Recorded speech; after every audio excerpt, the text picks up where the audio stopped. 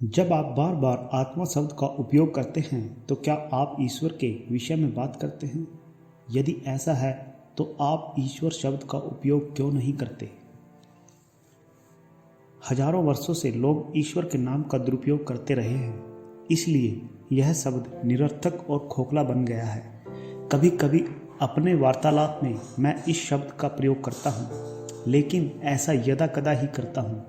दुरुपयोग से मेरा आशय यह है कि लोगों को ईश्वर की पावनता और अनंत विस्तार की एक झलक भी नहीं मिलती, फिर भी वे इस विषय में ऐसी दृढ़ता से बात करते हैं मानो वे ईश्वर के बारे में सब कुछ जानते हो। दूसरी ओर कुछ ऐसे भी हैं जो ईश्वर के विरोधी हैं। वे ईश्वर तत्व को अस्वीकार करते हुए इस विषय में इस प्रकार बहस करते हैं मानो ईश्वर तत्व के सर्वज्ञाता हो। ईश्वर शब्द के कारण लोगों के मन में बेतुका और विसंगत विश्वास जम जाता है।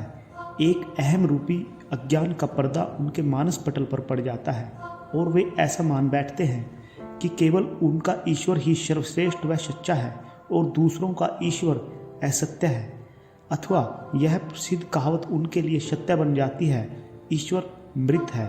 अतः ईश्वर शब्द एक संकुचित धारणा बनकर रह गया है। इस शब्द का उच्चारण करते ही मानस पटल पर एक प्रतिबिंब उभर आता है। संभवतः अपने बाहर का कोई रूप, कोई आकार आंखों के सामने आ जाता है। एक वयोवृद्ध पुरुष जिसकी चांदी के समान सफ़ेद दाढ़ी होती है।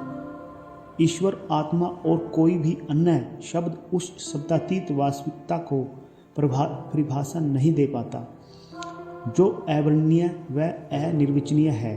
इसलिए केवल यह महत्वपूर्ण है कि शब्द जिस अनुभव की ओर इशारा कर रहा है, क्या वह उस अनुभव को प्रकट कराने में सहायक है अथवा उसे पाने में एक अवरोध या बाधा बन गया है?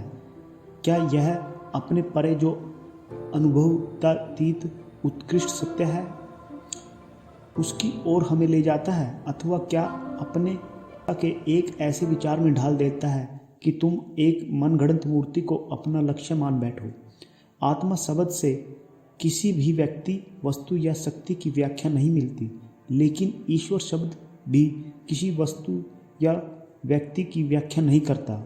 आत्मा को यद्यपि वरीयता मिल जाती है क्योंकि यह एक खुली अवधारणा है, क्योंकि यह असीम अदृश्य को एक सीमित और दृश्यमान तत्वों में नहीं समेटती। आत्मा की मनगढ़ंत प्रतिमा की रचना करना असंभव है।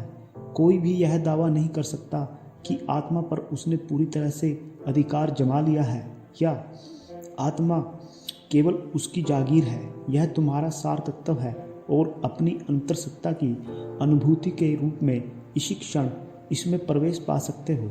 मैं वह हूँ, यह अभिज्ञान, मैं ऐसा हूँ, वैसा हूँ, इस भौतिक पहचान से सिर्फ एक ही सीढ़ी ऊंचा है। इसलिए आत्मा के विषय में बोलने और उसका अनुभव करने में सिर्फ एक छोटा सा फासला तय करना है।